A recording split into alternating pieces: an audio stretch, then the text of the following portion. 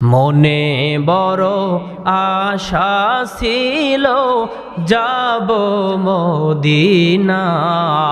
বলুন বলুন, মনে বড় আশা ছিল যাব মদিনায়।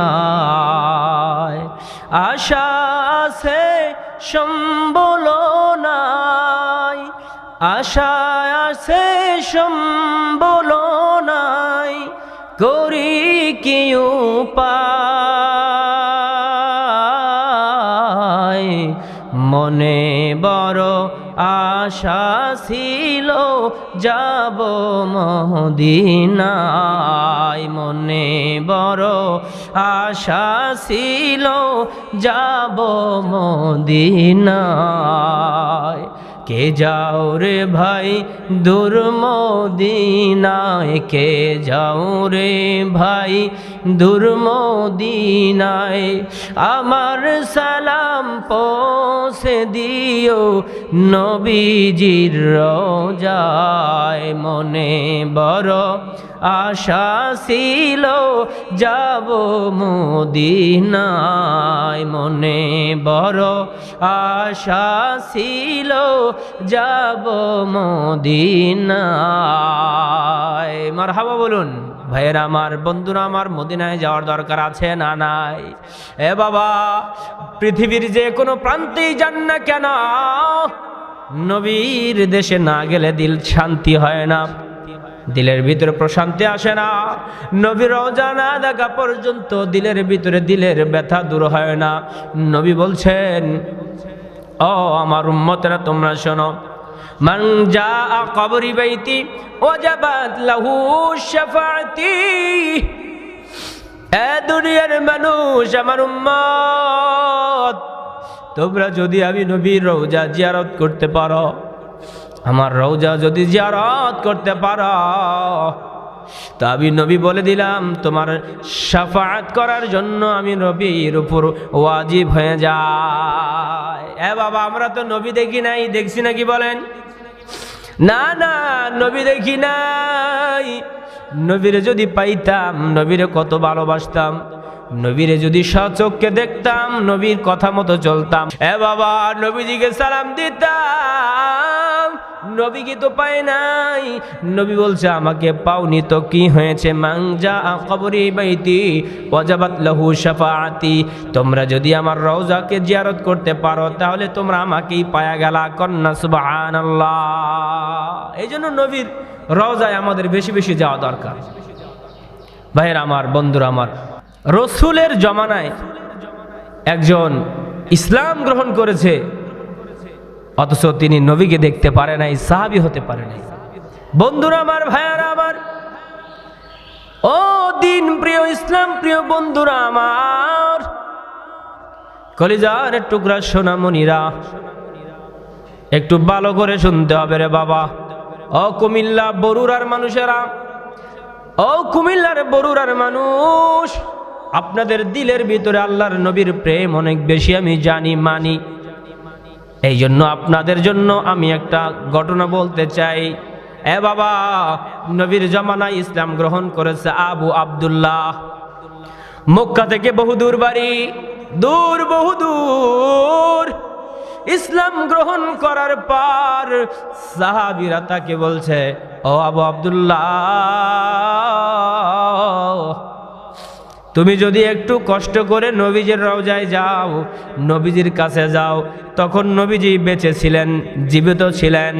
এ বাবা, নবীজির কাছে যদি যাও আবু আব্দুল্লাহ, তাহলে নবীর জামানা ইসলাম গ্রহণ করেছ, আর নবীকে দেখার কারণে তুমি তা সাহাবী হয়ে যাবা। আর একজন সাহাবীর মর্যাদা কত বেশি! যদি কেউ সাহাবী হতে পারে, তো আল্লাহ তাআলা তার জিন্দেগির সব গুনাহ মাফ করে বিনা হিসাবে জান্নাতে দিবে।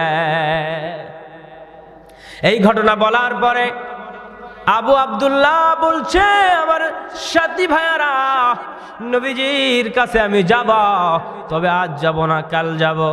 আমার বাড়ির ব্যস্ততা, আমার কত কাজকর্ম, সব কিছু আমি শেষ করে তারপরেই যাব। এই ভাব করতে করতে সাহাবীরা বারবার যায়, আজ নয় কাল, কাল নয় পরশু, এইভাবে তারিখ দিতে থাকে বাবা। এ বন্ধু, এখানে অনেক মানুষ বসে আছেন যাদের উপর হজ ফরজ হয়েছে কিন্তু হজে যাইতেছেন না। অনেক মানুষের টাকা আছে, নবীর রওজা জিয়ারতে যেতে পারবেন কিন্তু যাইতেছেন না। তারা খুব মনোযোগ দিয়ে কথাগুলা শুনবা বাবা। এ কুমিল্লার বরুড়ার মানুষ, দিলের ভিতরে প্রেম লালন করেন জানি, এ কথা মানি, কিন্তু অনেকেই আছেন এখানে অনেক টাকাওয়ালা মানুষ কিন্তু একবারও নবীর রওজায় যান নাই, হজের জন্য যাইতে পারেন নাই, ওমরা করতে যাইতে পারেন নাই। এমন অনেক মানুষ এখানে আছে না নাই? আছে, অনেক মানুষ এখানে আছেন। আপনারা আমার এই কথা শোনার পরে দেখুন তো দিলের ভিতরে এই ইচ্ছা জাগরণ হয় কিনা যে আমি দুনিয়ার সব বাদ দিয়ে আমি রসুলের রওজায় অন্ততপক্ষে একবার যাই।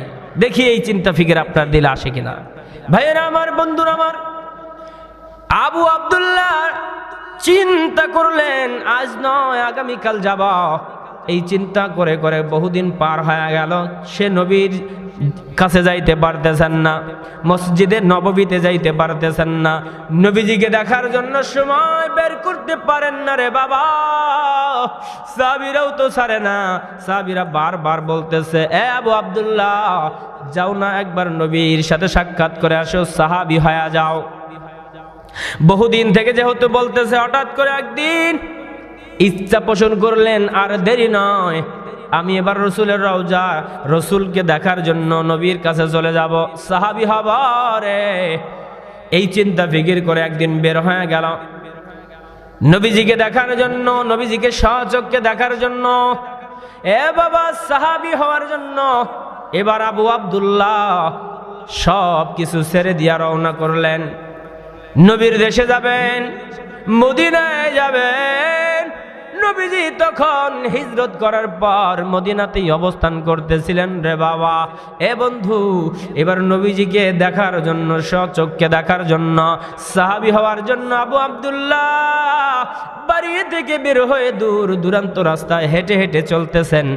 আজকে যেরকম ভাবে আজকে আমি আপনাদের সামনে আসলাম, এ বাবা কত উন্নত গাড়ি নিয়ে আসলাম, প্রাইভেট নিয়ে আসলাম, অল্প সময়ের ভিতরে বহু দূর থেকে সফর করে এখানে আসতে পারছি বাবা। এ বাবা, নবীজির জামানায় এরকম কোন যানবাহন ছিল না রে বাবা, এত উন্নত কোন রাস্তাও ছিল না, এত দামি পথ ছিল না যেই রাস্তা দিয়ে রসুলের কাছে মানুষ আসবে অথবা নবী সেই রাস্তা দিয়ে হাঁটবে, এত উন্নত প্রযুক্তি ছিল না রে বাবা। এ বাবা, হয়তো ঘোড়ায় চড়ে যেতে হতো, উঠে চড়ে যেতে হতো, অথবা খালি পায়ে হেঁটে যেতে হতো রে বাবা।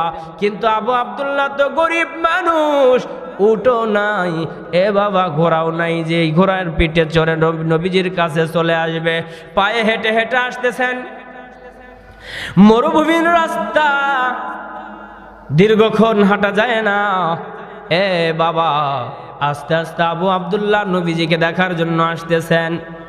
একদিন এক রাত পার হয়ে গেল, ধীর গতিতে আস্তে আস্তে মদিনাতুল মুনাওয়ারার এরিয়ার ভিতরে ঢুকে গেছে। মদিনাতুল মুনাওয়ারার একটা জায়গার ভিতরে মসজিদ আছে, যে মসজিদের নাম হলো জুলহুলাইফা। আবু আব্দুল্লাহ এই জুলহুলাইফা পর্যন্ত আসেন, তখন সেখানে মসজিদ ছিল না, কিন্তু উঁচু ছিল, পাহাড়ের মতো উঁচু ছিল। যদিও মক্কা মদিনা পুরোটাই পাথরের দেশ, পাহাড়ের দেশ। এ বাবা, এই পাহাড়ের দেশে আবু আব্দুল্লাহ যখন এসে পৌঁছায় গেলেন, জুলহুলাইফা নামক একটা স্থানে আসলেন। ক্লান্ত শরীর নিয়া আবু আব্দুল্লাহ ওই জুলহুলাইফা নামক স্থানের ভিতরে বসে পড়লেন একটু বিশ্রাম নেওয়ার জন্য। কি নেওয়ার জন্য? বিশ্রাম নেওয়ার জন্য বসলেন। ওই জায়গা থেকে মদিনাতুল মুনাওয়ারা দেখা যায়, মসজিদে নববী দেখা যায় রে বাবা। আবু আব্দুল্লাহ বলতেছে, আমার কি ভাগ্য,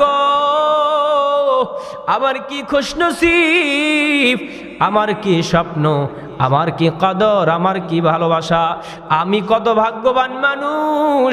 এই তো আর একটু রাস্তা গেলে আমি নবীজিকে আমি স্বচক্ষে দেখতে পারবো, যেই নবীর জন্য ঘর ছাড়লাম, বাড়ি ছাড়লাম, যেই নবীর জন্য সব কিছু ছেড়ে আমি মদিনাতে আসলাম, আর একটু রাস্তা পারি হলে আমি আমার নবীর কাছে চলে যাব। এইভাবে বলতেছে আর আনন্দ বোধ করতেছে। হঠাৎ করে আবু আব্দুল্লাহ ওই জুলহুলাইফা নামক স্থানের ভিতরে বসে থাকা অবস্থাতেই বহু মানুষ মক্কা ত্যাগ করে দেশের ভিতরে যাইতেছে। দলে দলে মানুষগুলা মক্কা থেকে মদিনা থেকে বের হয়ে যাইতেছে। মসজিদে নববী থেকে মানুষগুলো চলে যাইতেছে। চোখের ভিতরে পানি, হৃদয়টা বড় ব্যথায় ব্যথিত হয়ে আছে। আবু আব্দুল্লাহ তাদেরকে দেখে চিনলেন, চেনার পরে বলতেছে, আমার ভাইয়েরা তোমরা কই যাও? ও নবীর সাহাবীরা তোমরা কই যাও? তোমরা নবীর কাছে নিশ্চয় গিয়েছিলা, বলো বলো আমার নবী এখন কি করতেছে? নবী কোথায় আছে? আমি নবীকে দেখার জন্য দূর দূরান্ত থেকে ছুটে এসেছি। বলো তো বলো আমার নবী এখন কোথায়, কি করতেছে? আমি আর একটু রাস্তা পাড়ি দিলে আমি নবীকে যা দেখতে পারবো। কিন্তু কেউ কোনো ধরনের কথা বলে না। সবার চোখের ভিতরে পানি, সবাই চোখের ভিতরে পানি নিয়ে মদিনা ছাড়তেছে, মদিনা ছাড়তেছে। আবু আব্দুল্লাহ তখনও বুঝতে পারে নাই। বাবা জুলহুলাইফা নামক স্থানের ভিতরে সে বিশ্রাম নেওয়ার পরে চিন্তা করলো আমি আর একটু সামনে দিকে আগায়া যাই। এমন তো অবস্থায় দেখতেছে বহু মানুষ মদিনা ছেড়ে চলে যাইতেছে। বাবা আবু আব্দুল্লাহ সবাইকে বলতেছে, ও আমার কলিজার ভাইয়েরা কই যাও রে? মদিনা ছেড়ে কই যাও? একটু আমাকে বলো না। এবার একজন বলতেছে, রে আব্দুল্লাহ তুমি কেন আমাদেরকে এইভাবে বলতেছ? তুমি কি জানো না আমার নবী গত 2-3 দিন আগে ওফাত ঘটিয়েছে, দুনিয়া ত্যাগ করেছে, তিনি ইন্তেকাল করেছেন। দুনিয়ায় নবী নাই। 3 দিন থেকে কান্নাকাটি করে নবীজিকে আজকে শেষ বিদায় জানায়া মা আয়েশার ঘরের ভিতরে দাফন করে নিজ নিজ দেশের ভিতরে চলে যাইতেছি, মদিনা ত্যাগ করতেছি। এই কথা শোনার পরে আবু আব্দুল্লাহ আটকা চিৎকার মেরে বলছে, ওগো আল্লাহর রাসূল আপনার জমানায় ইসলাম গ্রহণ করলাম, আপনার জমানায় ঈমান আনলাম, আপনাকে দেখার জন্য আমি দূর দূরান্ত থেকে সফর করে আপনার মদিনা পর্যন্ত আসলাম। ওগো নবী আপনি আমার রাইকা কই গেলেন? ও নবীজি আমার ভাগ্যে আর সাহাবী হওয়া হলো না। দিলের ভিতরে কত কষ্ট, কত কষ্ট। এই আবু আব্দুল্লাহ জুলহুলাইফা নামক স্থান থেকে কান্না জনিত কণ্ঠে হৃদয়ে ব্যথা নিয়া তিনি আর মদিনায় গেলেন না, তাবিঈ হয়ে ফিরে আসলেন, তাবিঈ হয়ে ইন্তেকাল করলেন। অথচ নবীর জমানায় ইসলাম গ্রহণ করলেন, নবীজিকে দেখতে পারলেন না। বাবা কুমিল্লার বরুড়ার মানুষ, আপনারা সময় থাকতে নবীর রওজায় গিয়া জিয়ারত করে আসেন। অন্ততপক্ষে মান জা কবরি বাইতে অজাবাত লাহু শাফাআতি, রাসূলকে দেখে দেখে রাসূলের সাহাবী হবেন। রাসূলের কি বলে, রসুলের শাফায়াত নেওয়ার জন্য, রসুলের শাফায়াত নেওয়ার জন্য রওজাটা জিয়ারত করে একটা বার আসেন। আপনার কাছে উদারতা আহ্বান। আমার এক মুসল্লি নাম হলো মিজানুর রহমান। আমি যেই মসজিদে নামাজ পড়াই, জুমা পড়াই, আমার মসজিদের মুসল্লি, মসজিদের কেশিয়ার মিজানুর রহমান। আমি যখন এই বয়ানটা মসজিদের জুমার ভিতরে করলাম, জুমার বয়ানে আমি যখন এই গল্পটা বললাম, এই ঘটনাটা বললাম, আমার সেই মুসল্লি মিজানুর রহমান মসজিদের কেশিয়ার ডাক দিয়ে বলছে, হুজুর আর দেরি নয়, আমি অল্প সময়ের ভিতরে আমি হজ করতে যাব। তিনি আজকে হজে চলে গেছে, হজ করতেছেন। বাবা তিনি এখন মদিনায় অবস্থান করতেছেন। আমাকে বলছে, হুজুর যেই আপনি ঘটনা বলছেন আবু আব্দুল্লাহর ঘটনা শুনে দিলটা ঠান্ডা হয়ে গেছে। আমি সময় থাকতে নবীর রওজা জিয়ারত করে আসতে চাই। শুধু তিনি একা গেছে তাই নয়, তিনার স্ত্রীকেও নিয়ে গেছেন। 2 জনে বর্তমান মদিনাতুল মুনাওয়ারায় আছেন। কুমিল্লার বরুড়ার মানুষরে আপনারাও সময় থাকতে একটু যান না নবীর রওজা জিয়ারত করার জন্য। বাবা নবীজিকে দিল থেকে ভালোবাসতে হবে, মোহাব্বত করতে হবে, যেমন ভাবে হযরতে বেলাল রাদিয়াল্লাহু তাআলা আনহু ভালোবেসেছে। বাবা নবীজি যখন ইন্তিকাল করেন, ইন্তেকালের পর নবীজির মদিনা ছেড়ে হযরতে বেলাল রাদিয়াল্লাহু তাআলা আনহু মদিনা ত্যাগ করে নিজের দেশে চলে গেছে। বহুদিন পর আবার মদিনার ভিতরে হযরতে বেলাল এসেছিলেন। বেলালকে বলা হচ্ছে, এলাকার মানুষ সবাই বলতেছে, বেলাল দাও না, তুমি একটু আজানটা দাও না, তোমার আজান শুনে আমরা মসজিদে আসতাম। কিন্তু বেলাল, তুমি তো আর মদিনায় নাই, তুমি কেন চলে গেছ? তুমি থেকে যাও, প্রয়োজনে আমরা সবাই মিলে তোমাকে টাকা পয়সা দিয়ে এখানে রেখে দিব। বেলাল বলছে, না না, আমার দিলে যে ব্যথা তোমরা সেটা দূর করতে পারবা না। আমার দিলে টাকার মহাব্বত নাই, আমার দিলের ভিতরে দুনিয়ার লোভ নাই, আমার দিলের ভিতরে যত ভালোবাসা মহাব্বত আবেগ যা ছিল সব নবীর জন্য। বেলালের মতো আশিক যদি আমরা হইতাম, বলুন বলুন, বেলালের মতো আশিক যদি আমরা হইতাম, আহা বেলালের মতো আশিক যদি আমরা হইতাম, চর্ম চোখে নবীজিকে দেখিতাম। এই দুনিয়ায় নবীজিকে দেখিতাম। কাফের দেখলো, বিধর্মী দেখলো নবীকে, উম্মত হইয়া দেখিলাম না, ব্যথা রইল মনেতে। উম্মত হইয়া দেখিলাম না, ব্যথা মনেতে। বেলালের মতো আশিক যদি হইতাম, এই দুনিয়ায় নবীর দেখা পাইতাম। সকলেই যখন বলল, বেলাল দাও এক ওয়াক্ত আজান দাও, কথা শুনলেন না। নবীজির দৌহিত্র দুইজন নাতি হাসান হুসাইন বলতেছে, বেলাল তুমি যেহেতু মদিনায় এসেছো, একটা বার আজান দাও। হযরতে বেলাল তাদের কথা আর ফালাইতে পারলেন না। হযরতে বেলাল এবার আজান দিচ্ছেন। আল্লাহু আকবার, আল্লাহু আকবার বললেন। যখনই বলছেন আশহাদু আন্না মুহাম্মাদুর রাসূলুল্লাহ, আশহাদু আন্না মুহাম্মাদুর রাসূলুল্লাহ, এতটুকু বলার পরে হযরতে বেলাল বেহুশ হয়ে পড়ে গেছেন। সবাই মিলে ধরাধরি করে মাথায় পানি দিয়ে তাকে সুস্থ করা হলো। বাবা সুস্থ করার পরে বেলালকে বলা হলো, বেলাল তুমি কেন বেহুশ হয়ে পড়লা? কি কারণ একটু বলো। হযরত বেলাল বলতেছে, মদিনার মানুষেরা শোনো, নবীজি যখন বেঁচে ছিল, নবীজি যখন জীবিত ছিল, নবীজি আমি যখন আজান দিতাম পাশেই বসে তিনি আমার আজান শুনতেন আর আজানের জবাব দিতেন। কিন্তু আজকে আমি আজান দিলাম, কিন্তু আমার নবীজিকে আর আমি দেখতে পেলাম না। এই কথা মনে করে আমি অজ্ঞান হয়ে পড়ে গেছি, বেহুশ হয়ে গেছি।